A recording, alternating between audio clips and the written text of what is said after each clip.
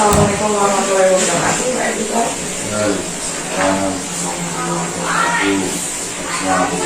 Siap Pak. Sebelumnya terima kasih atas waktunya Bapak untuk meluangkan waktu untuk kita berbincang tentang pengambilan keputusan yang dinilai ada nilai kebijakan. Langsung saja Bapak ya. Jadi selama Bapak jadi kepala sekolah pasti pernah dihadapkan pada suatu keadaan di mana Bapak harus mengambil keputusan yang dua-duanya itu benar. Jadi Bapak bingung mau mengambil yang mana. Pernah Bapak? Iya, pastinya pernah. Kesamaan ya.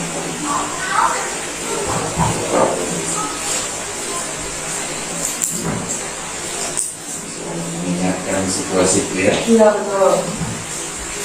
Kira-kira kasus yang paling membuat Bapak dilema kayak gitu, memilih antara dua pilihan itu, kira-kira apa sih, kasus apa kayak gitu? Sama benar ya. Iya benar ya, sama benar. Ini yang aja dah. Iya boleh. Nanti kemarin yang juga Ibu Aan sendiri dari kita. Norma yang lebih tinggi sebetulnya tidak ada yang dilanggar. Masalah permohonan izin kita dari pulau, gitu kan. Kemudian dia tinggal di rumah saudaranya itu yang dimana keluarganya di kampung itu dia saudaranya adalah besar kan keluarga inti. Dalam hal ini keluarga inti itu kan peraturan kita di sekolah, sementara kalau peraturan yang lebih tinggi kalau dia bisa izin urusan keluarga kan tidak masalah. Terus kita tentunya menegakkan supaya lebih disiplin dan tidak terimbas ke anak-anak lain. Pada kesempatan boleh izin kan itu. Lalu dalam kasus ini anak kita itu kan dia semenjak anggaplah misalnya semenjak dari awal Juli dia di sekolah di sini, artinya pertama kali dipisah dengan orang tua memang seharusnya aturan kita itu bisa mengalah dengan kondisi tersebut gitu. Nah itulah walaupun itu sama-sama benar sebenarnya kan. Tidak masalah apa ya, mungkin empati ya, itu yang ambil keputusan. Sama kita berarti dia tahu persis prosesnya pengambilan keputusan dalam menentukan peraturan kemarin. Berat hati sebetulnya, tapi tetap diambil keputusan bahwa memang tidak diizinkan. Oke. Jadi itulah tahapan itu. Ada nggak Pak prosedur khusus atau langkah-langkah sehingga Bapak bisa memutuskan satu keputusan itu? Ini sebetulnya kita kan juga menerapkan prinsip demokrasi. Kita tuliskan di grup, ada yang menanggapi. Kita sebetulnya arah pikiran kita seperti itu saja. Bahwa dia secara aturan yang tidak tetapi sebelum aturan di sekolah kita sudah kita tetapkan bahwa itu nah kemudian dari kelas sosial tadi itu yang harus dilakukan. Kemudian memberatkan saya mengambil keputusan, maka ketika di dalam diskusi di dalam grup kita akhirnya saya punya kekuatan untuk mengatakan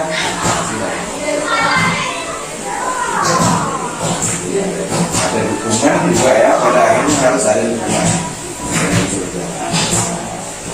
Menurut Bapak pengambilan keputusan dengan memberi, intinya berarti Bapak juga memberi kesempatan bermusyawarah dengan majelis guru. Iya, sebagian besar seperti itu, tapi kalau ada hal-hal yang vital sebetulnya wajib harus diputuskan walaupun tidak menyenangkan bagi sebagian besar. Tapi artinya itu kan menjadi kewajiban kita. Jadi efektivitas dari pengambilan keputusan demikian itu seberapa efektif menurut Bapak? beberapa hal yang harus diputuskan dengan musyawarah, ada yang memang di saat urgent kayak kemarin beberapa kasus juga bapak akhirnya mengambil keputusan sendiri, efektifkah itu kayak gitu? Sebetulnya dalam proses mengambil keputusan itu kita sudah menghitung ya, ini efektif ada 3, ini dalam artinya ada juga yang di antara pilihan keputusan itu pasti ada yang pro yang di antara kawan-kawan itu. Jadi kita ini pemilik, tinggal kita yang pro itu kita tinggal gerakan, yang tadi yang tidak setuju ataupun kurang sepaham pilihannya untuk keputusan yang lain misalnya kan, nah itu kita butuh pendekatan khususnya. Pada akhirnya semua terlaksana dan semua bisa walaupun seperti itu awalnya mungkin terpaksa, tapi pada akhirnya bisa menyatu dengan yang diputuskan. Terkait dengan selalu setiap keputusan itu pasti ada pro dan kontra itu yang bagaimana Bapak menyikapi hal demikian, atau pernah nggak Bapak merasa akhirnya tiba-tiba setelah memutuskan sesuatu itu kok ragu ya, bener nggak sih apa yang aku lakuin, apa yang saya ambil dulu kayak gitu? Pernah nggak ada keraguan itu dan mempertanyakan kebijakan Bapak itu tepat atau tidak? Pernah nggak sih?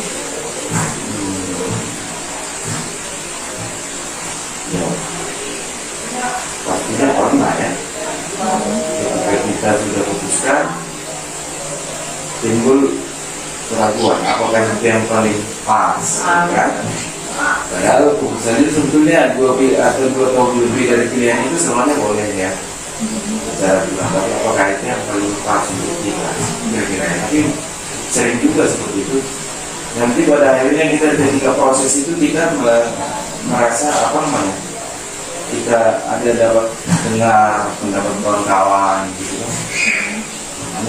Apakah sebagian besar itu mengena atau tidak gitu kan, pada akhirnya kan bisa walaupun secara mungkin tidak apa ya, ataupun tapi bisa lah kita merap itu pada akhirnya keraguan itu artinya tetaplah mungkin di atas 50%. Jadi kalau ada yang lakukan jadi rujukan ke halayak ramai mungkin itu tidak bisa. Tapi kalau untuk menyangkut apa yang aku biasanya yang sampai ke halayak itu menyangkut ke misalnya masyarakat umum ataupun ada orang di luar dari sekolah yang berkepentingan. Yang pada akhirnya memang ada jadi masyarakat ya, kalau udah pro kontra kan bukan itu kan. Ini kan kita yang menyatakan yang benar. Kalau yang ke masyarakat itu biasanya dia melihatnya secara pro kontra, padahal kita sebetulnya sudah sesuai aturan. Ini macam penggunaan air untuk orang, bukan untuk masyarakat. Untuk yang kontraktor yang membangun sekolah ini, kita udah peruntukkan untuk dia, tapi dia mau yang lebih enak menurut dia gitu. Ketika dia sendiri yang mengungkap di halayak melalui koran misalnya, akhirnya masyarakat udah tahu dia, oh nah mungkin dia sendiri sama masyarakat. Malah orang ada juga dari koran lain yang malah minta apa kita untuk membela kita gitu. Jadi kita menyampaikan yang sebenarnya gitu. Tapi itu bukan apalah sebenarnya, bukan 2 hal yang benar. Tapi itu memang betul-betul ya pro kontra. Ada dia menggunakan komunikasi yang salah untuk menunjukkan kita kan. Padahal sudah jelas dia punya pendapat itu sebetulnya yang salah, cuma dibungkus dengan seolah nah. Jadi dari sekian banyak yang tadi Bapak paparkan ya, tantangan terbesar ketika mengambil sebuah keputusan untuk Bapak itu apa? Apa tantangannya di sekolah kita?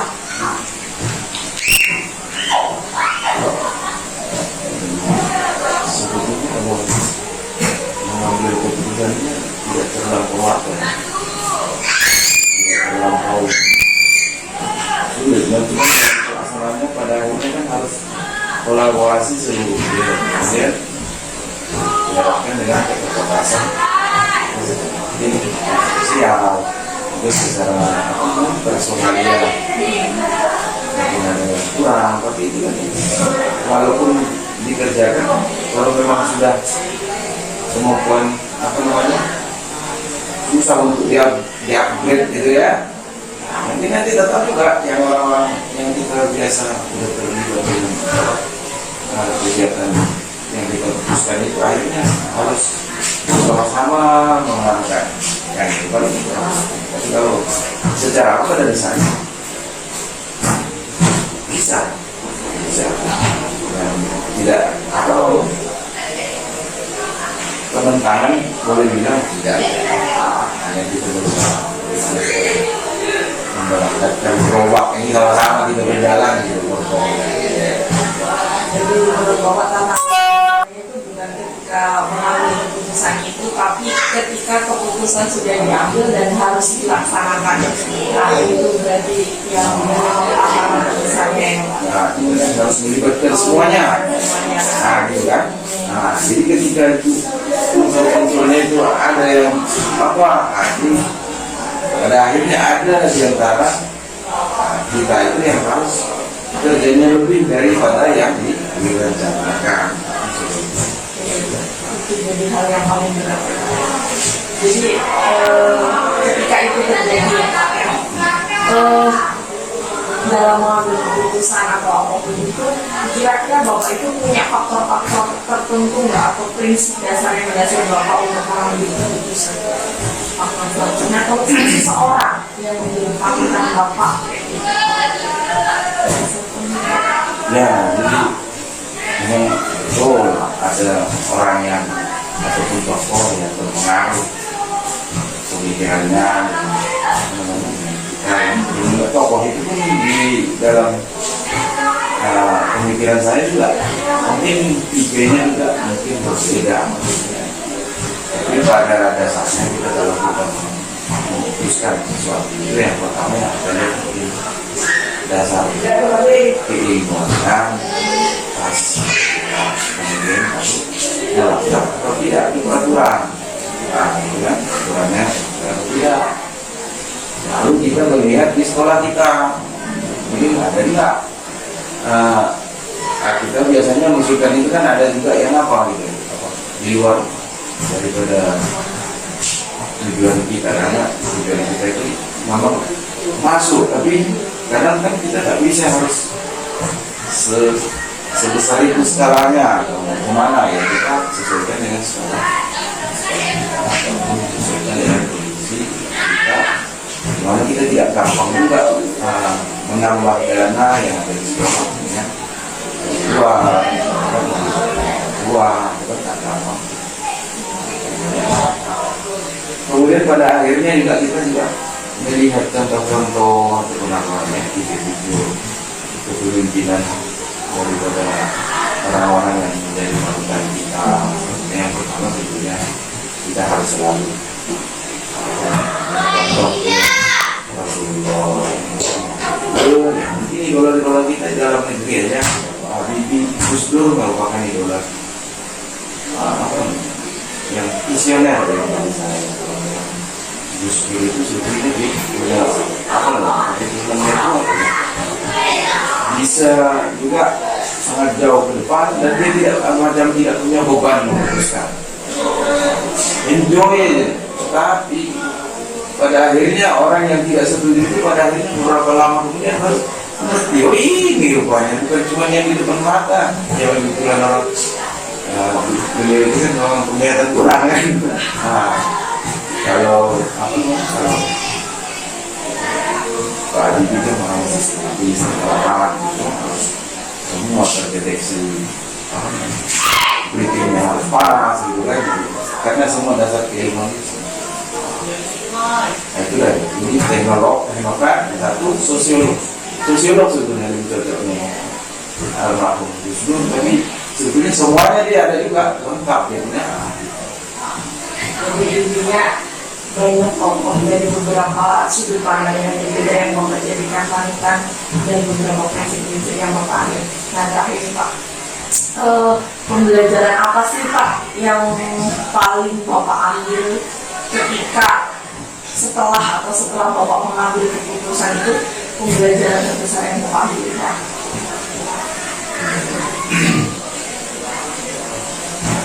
Dari setiap keputusan ya, dari setiap keputusan ya tentu kita evaluasinya sih keputusan itu. Pada akhirnya kita kan bertanya apakah ada solusi lain yang lebih kan, itu kan dengan hasil evaluasi. Kemudian biasanya ada juga perbaikan apabila kegiatan yang sama berulang pada periode berikutnya atau tahun berikutnya. Ada perbaikan dan tentunya dari sisi nanti penempatan personalnya juga udah mengikuti, sudah sampai ke mana juga ada perubahan, ada memberi kesempatan lagi pada kawan-kawan yang dulu berpotensi pada saat kita bisa kita kerjakan. Disuruh diambil bahwa semua keputusan seperti itu. Jangan sampai keputusan yang kita buat ataupun setelah kita laksanakan gitu ya, berlalu begitu saja, tak ada tidak lanjut.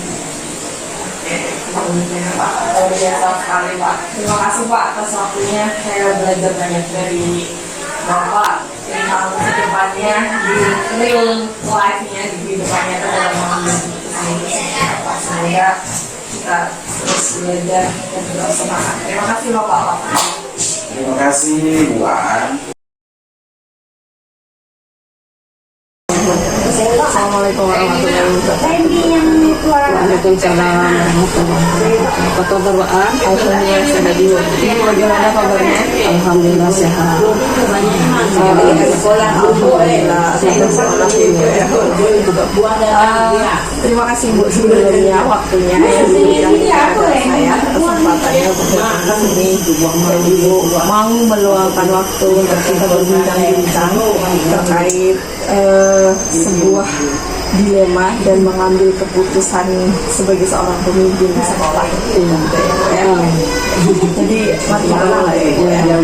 Di sepanjang perjalanan Ibu sebagai kepala sekolah itu pasti sudah lama sekali ya Bu ya.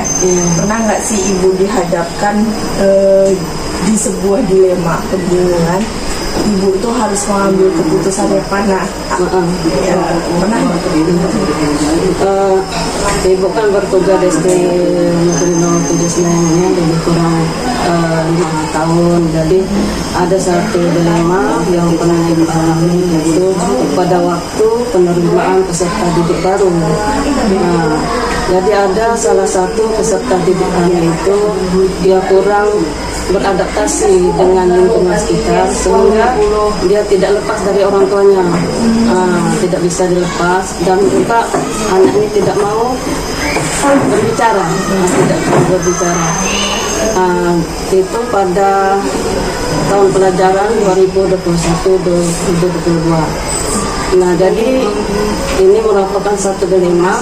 Pertama, apabila anak ini pertama wajib kita terima di sekolah ini karena mereka usia sekolah, sudah wajib sekolah. Itu umumnya pada waktu itu 8 tahun sudah mencapai 9 tahun, ini sudah besar sekali. Yang kedua, apabila kita tidak menerima anak ini, mereka berhak untuk belajar. Mereka berhak untuk belajar di sekolah ini ya, berhak untuk belajar di sekolah ini. Itu dilema yang saya hadapi pada tahun itu. Jadi ada indikasi bahwa si anak tersebut sebenarnya itu memiliki kebutuhan khusus gitu ya Bu. Nggak dikatakan kebutuhan khusus betul-betul tuh tidak pula, enggak. Cuma dia memang agak sedikit Itu perhatian khusus ya. Jadi itu dilema antara menerima dia atau tidak. Tidak menerima. istilahnya. Jadi akhirnya ibu mengambil keputusan gimana? Apakah diterima dengan saat ibu mengambil itu ada pemikiran dan pertimbangan lain nggak langkah yang ibu lakukan sampai akhirnya ibu mengambil keputusan? Iya, ada sih, ada beberapa langkah ya yang ibu ambil pada waktu itu tentang anak ini ya. Pertama, kami mengadakan rapat sama panitia penerimaan peserta didik baru beserta majelis guru tentang keadaan anak ini. Ya, jadi dalam keputusan rapat itu kami menerima. Sesudah itu setelah kami rapat, pada hari pertama masuk sekolah itu kami memanggil orang tua murid tadi itu agar kita dapat bekerja sama antara wali kelas sama orang tuanya ini agar anak ini bisa beradaptasi di sekolah. Jadi ada banyak langkah ibu, ada rapat, baik dengan majelis, panitia, bahkan dengan orang tua si anak yang bersangkutan itu. Hal itu apakah efektif Bu sampai akhirnya ibu mengambil keputusan itu? Efektifkah langkah-langkah itu? Ya, saya merasa langkah-langkah efektif sampai pertama anak ini tetap belajar ya, pertama anak ini tetap belajar di kelas bersama peserta didik yang lain. Namun kita beri tempat duduk tersendiri, tempat duduknya tersendiri. Yang kedua, mengizinkan orang tuanya untuk mendampingi anak selama proses belajar di kelas, sampai siswa tersebut bisa beradaptasi, Yang ketiga, setelah peserta didik lain pulang, jadi kita beri bimbingan, sudah untuk pendekatan khusus kepada anak tersebut. Berarti itu efektif dengan memberi kebijakan tambahan yang basisnya bahwa ibu memberikan rasa peduli yang lebih pedulilah sama anak itu dan berusaha untuk anak itu. Nah, sudah itu ada juga support dari guru-guru, dari teman-teman dia itu, kami suruh banyak mendekati dia, diajak ngobrol gitu kan. Lepas dari kasus itu mungkin ibu banyak juga ya menemui dilema-dilema, tantangan sebagai pemimpin, tantangan dalam mengambil keputusan itu apa sih Bu? Ketika ibu mengambil keputusan dan itu tantangan terbesar ibu? Ya, tantangan itu ya ada keluhan dari wali kelasnya dalam menghadapi anak tersebut, karena guru tersebut harus ada tugas tambahan ya, di samping dia mengajar anak didik yang lain sesuai dengan persiapan mengajar, dia harus ada pendekatan tersendiri untuk anak tersebut. Berarti ada tantangan dan pendekatan khusus ya Bu, treatment yang harus dilakukan. Itu Bu, untuk ketika menyelesaikan masalah seperti itu apakah saat ada masalah aja atau ibu menjadwalkan khusus sebulan sekali atau gimana Bu untuk menyelesaikan masalah-masalah dilema kita? Untuk menyelesaikan masalah itu ya tidak ada jadwal khusus, karena kami cukup interaksi aja, misal setelah keluhan, bagaimana perubahan anak tersebut yang disampaikan oleh wali kelas pada saya, karena pada waktu itu juga kita masih dalam keadaan COVID-19, jadi kita tidak menetapkan jadwal khusus. Itu kondisional ya, kondisi ya. Kadang kan anak belajar di rumah, kadang ada belajar di sekolah. Berarti itu menyesuaikan dengan begitu adanya. Bu, dalam dalam mengambil keputusan Pak, ada nggak Ibu faktor-faktor tertentu atau seseorang yang Ibu panuti yang akan mempermudah Ibu dalam mengambil keputusan, panutan atau seseorang atau faktor lah apa aja sih faktor. Ya pertama kita juga ada apa nih, minta pendapat dari pengawas sekolah. Macam mana masalahnya? Berarti tetap dikomunikasikan pihak-pihak. Baik Ibu. Setelah itu setelah mengambil keputusan pastikan kita menimbangkan kira-kira kebijakannya tepat atau tidak. Apa pembelajaran atau pembelajaran yang Ibu dapatkan setelah Ibu mengambil keputusan biasanya? Ya, pembelajaran yang saya terima pertama, tidak boleh ragu dalam mengambil keputusan, apapun itu risiko nanti akan kita hadapi. Ya. Yang kedua itu kami merasa Bu, karena kami dalam waktu 3 bulan kami sudah berhasil membimbing anak ini sehingga dia bisa beradaptasi di sekolah. Jadi 3 bulan itu anak sudah tidak ditemani oleh orang tua. Jadi rupanya latar belakang anak ini Bu, dia terlalu asik dengan main aktif di rumah, sehingga dia asiknya dia diri sendiri. Sampai di sekolah dia tidak peduli dengan kawan-kawannya gitu. Dia ada itu latar belakang ditanya sama dia. Oke, berarti ini Ibu itu pembelajaran bahwa ketika mau mengambil keputusan apapun itu harus menggali latar belakang saya. Terima kasih Ibu. Itu saja. Pasti pengalaman yang Ibu ceritakan tadi sedikit banyak atau bahkan banyak akan jadi pembelajaran saya ke depannya ketika mungkin suatu saat saya diharuskan juga untuk mengambil keputusan apapun. Terima kasih waktunya. Ya, sama. Saya juga terima kasih atas kunjungan Bu An ya. Terima kasih Ibu. Maaf kalau nanti